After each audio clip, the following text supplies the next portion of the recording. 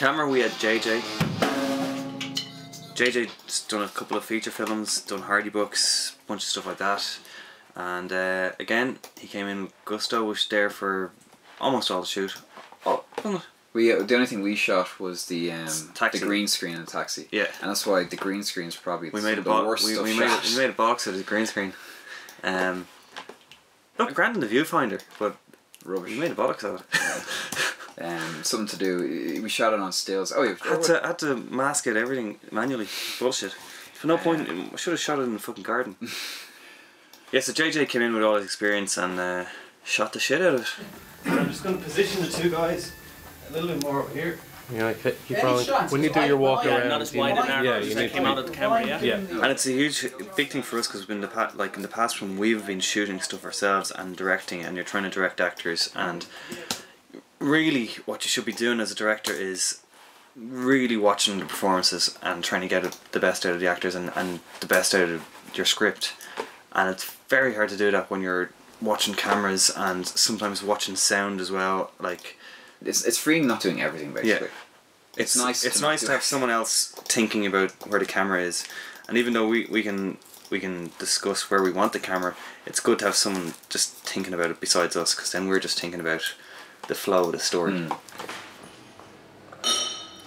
JJ sleeps. Graham audio. Graham audio. We used Graham before. We did.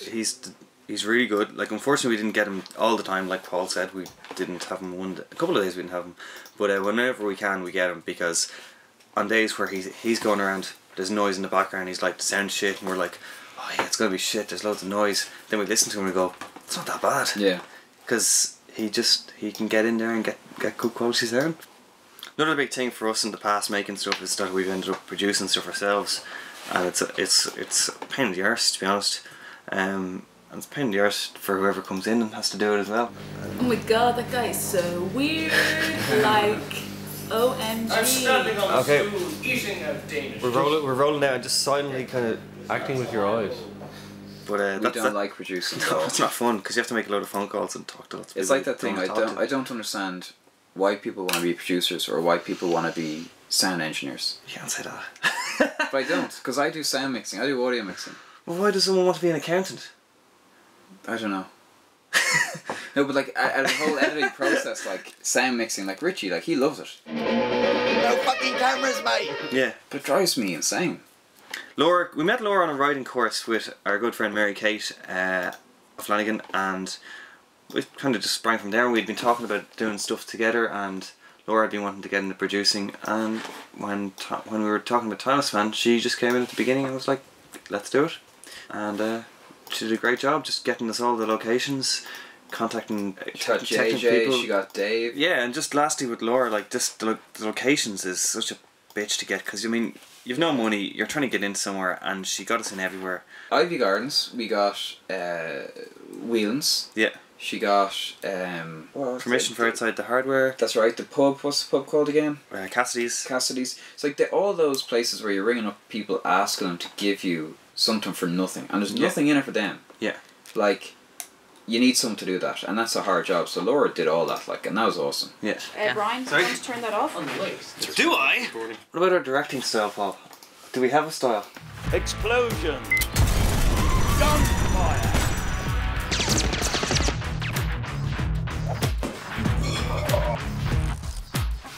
What the fuck are you doing with this in your taxi? We do. No, we do. But see, on this, which was great again, was that because people had time, we got to do loads of rehearsal. Yeah. And a lot of the directing inadvertently got done in the rehearsals, I think. If you came to the fucking record label, I came from your fucking anus. I came from fucking your anus. I think we shoot though as well because we're both editors and we know the importance of having lots of options and lots of coverage.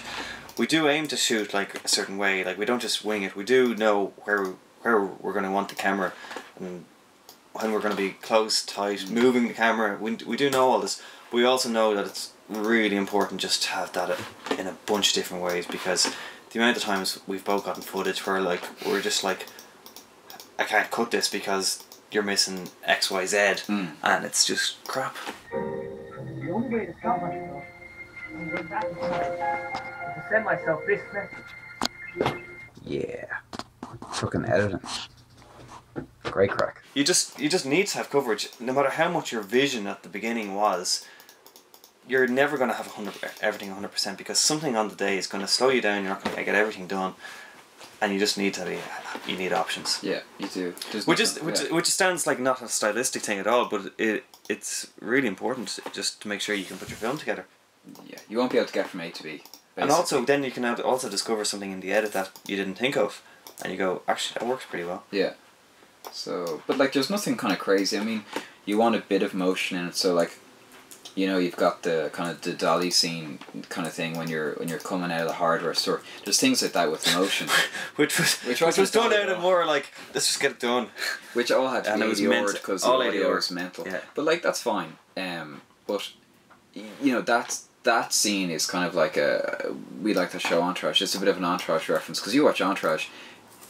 Not a hell of a lot. Talking. There's a lot of walking talking, and you know that show. I like the show. I think it's really well written, but there's not always like a huge amount that happens in every episode. Yeah. But it does feel like you're moving all the time, and that's because they know how to shoot. They know how to keep that camera moving, keep the people moving, and get through scenes.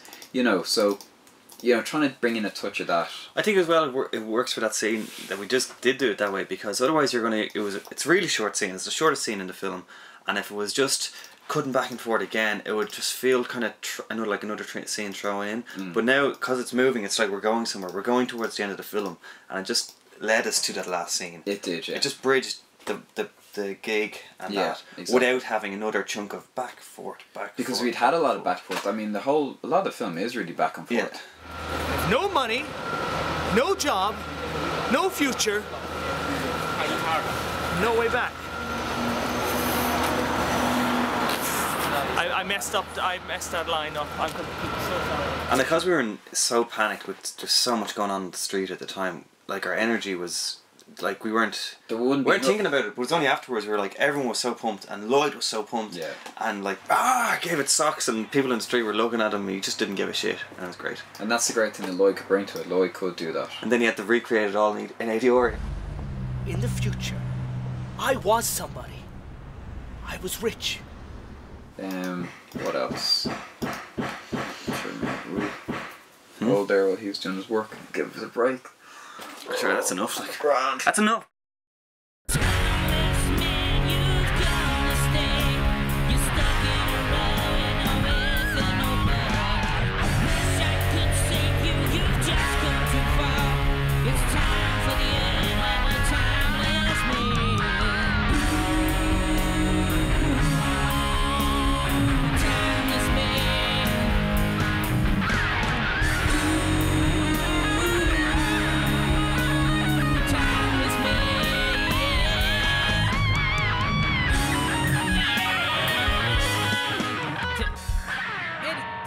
Verses.